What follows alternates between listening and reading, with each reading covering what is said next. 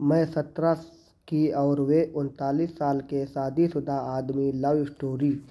एक दिन खाली बैठे मैंने फेसबुक पर एक अनजाने आदमी को फ्रेंड रिक्वेस्ट भेज दी, जो दिखने में बहुत हैंडसम था। उस आदमी ने उसी रात फेसबुक पर मेरी भेजी फ्रेंड रिक्वेस्ट एक्सेप्ट कर ली।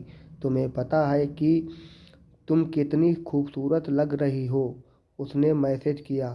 थैंक्स, मुझे भी तुम्हारी डीपी अच्छी लगी। इसी तरह हमने बातें करनी शुरू कर दी। मुझे पता था कि वह 39 साल का शादीशुदा आदमी है, जो 2 बच्चों का बाप भी है। इन सब चीज़ों के बाद भी हमने अपनी बातें शुरू कर दी। इतना ही नहीं, हमने अपना नंबर भी एक दूसरे के साथ बदल लिया। देखते ही देखते हम एक दूसरे के करीब आ गए और एक दूसरे के बेस्ट फ्रेंड बन गए। फेसबुक पर हम एक दूसरे के साथ बहुत ज़्यादा बातें करने लगे और सोशल मीडिया पर ज़्यादा से ज़्यादा समय बिताने लगे। दूसरी ओर उस आदमी को लगने लगा कि हमारे करीब आने से, इतनी बातें करने से वह अपनी बीवी से दूर जा रहा है। वह अपने बच्चों के साथ दूसरे स्टेट में रहती थी। वह मुझसे बोलता था, अभी पता नहीं, मैं सारा दिन तुम्हारे बारे में ही सोचता रहता हूँ। मुझे अफसोस है इस बात पर। मैं नेचर से काफ़ी शर्मीली थी। मेरे काफ़ी अच्छे दोस्त भी थे, लेकिन मुहाफिज जैसा दोस्त होना काफ़ी स्पेशल था मेरे लिए।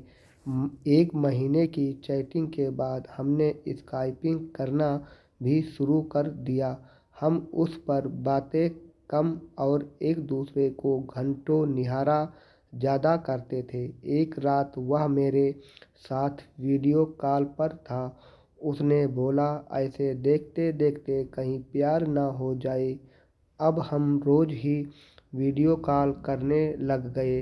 हम इतने पास आ चुके थे कि अब हम एक रियल कपल की तरह बिहेव करने लगे थे। हम रोमांस करते, एक दूसरे को चिढ़ाते और थोड़ी लड़ाइयाँ भी करते। 17 साल की लड़की को 39 साल के आदमी से प्यार हो गया था। प्यार की कोई उम्र नहीं होती। उसी तरह से हम दोनों को भी अपना रिश्ता बिल्कुल गलत नहीं लगा। हमें नहीं लगा कि हमने कुछ गलत काम किया है। जब उसकी बीवी आई, इसी दौरान इसकी बीवी और बच्चे इससे मिलने आए, पर वह फिर भी मुझसे बातें किया करता था। यहाँ तक कि वह अपनी बीवी के सामने भी मेरी कॉल उठा लेता था। उसी दौरान उसकी बीवी उस पर शक करने लगी, क्योंकि अब वह पहले जैसा बिल्कुल भी नहीं रहा। एक रात की बात थी, जब ये दोनों बेड पर सेक्स के लिए गए, तभी इनके फ़ोन पर मैंने मैसेज और अपनी फ़ोटो भेजी। इनकी वाइफ ने उठाकर फ़ोन जैसे ही खोला, मेरी फ़ोटो उन्हें दिखी।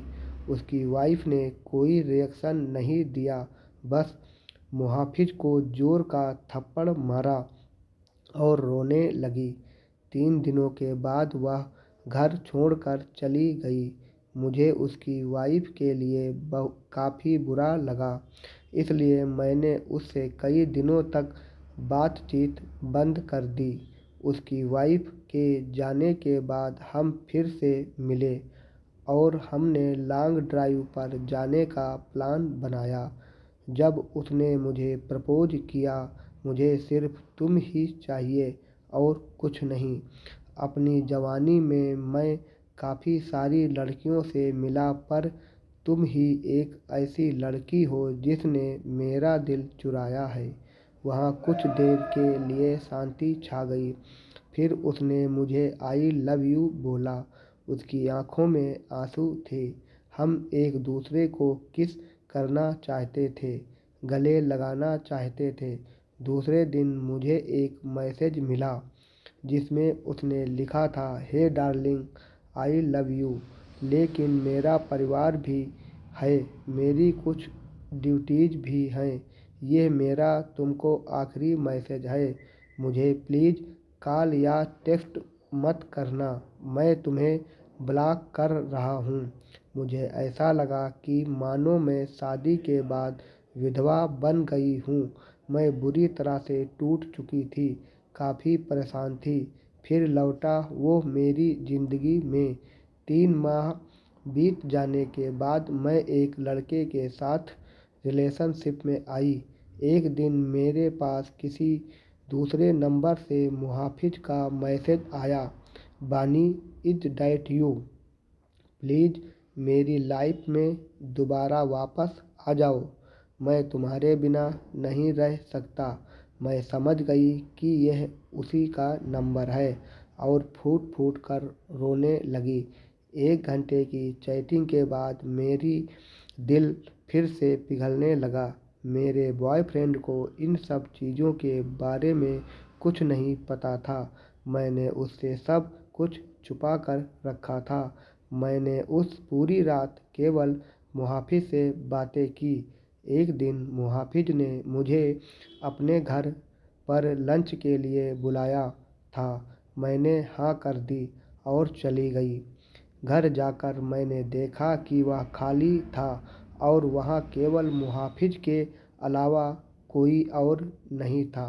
उसने मुझे अंदर बुलाकर फ्रेश होने के लिए बुलाया। उसने ढेर सारी बातें की और खाने की टेबल सजाई। मेरे लिए ये सब नया था। मैं केवल इधर उधर देख रही थी। तभी अचानक मैं जैसे ही पीछे मुड़ी, उसके होंठ मेरे होठों पर थे। हम एक दूसरे को किस करने लगे। मैं भूल गई वह कौन है और मेरी उम्र कितनी है। वह पहला टाइम था जब मैं किसी के साथ सेक्स कर रही थी, वो भी ये जाने कि हमने प्रोटेक्शन ली है या नहीं। अपने प्यार के नाम की वर्जिनिटी। तभी मुझे दर्द का एहसास हुआ और मैंने अपनी वर्जिनिटी उसे दे दी जिससे मैं बेहद प्यार करती थी। मैं उसी दर्द भरी हालत में घर वापस आ गई। दूसरे दिन मुझे काफ़ी अच्छा महसूस हो रहा था। अब मुझे पूरी तरह से एहसास हो चुका था कि वह मुझे कभी नहीं छोड़ेगा। प्यार का एहसास हुआ। अब मैं प्यार पाने के लिए इतनी ज़्यादा एक्साइटेड नहीं थी। वर्जिनिटी खोने के बाद मेरी सोच काफ़ी बदल गई। मैं एक औरत बन चुकी थी। उस दिन मुझे पता चल चुका था कि प्यार का असली मायना क्या होता है। एक दिन मैंने अपनी फीलिंग्स के बारे में मुहाफिज को बताया और बोला कि मुझे हमेशा के लिए छोड़ दे। उसने कहा कि कोशिश करेगा। धीरे धीरे मुहाफिज का नाम मेरी ज़िंदगी से मिटता चला गया। वह हमेशा रहेगा मेरा पहला प्यार। मैंने उसका नंबर डिलीट कर दिया और उसने भी मुझे ब्लॉक कर दिया।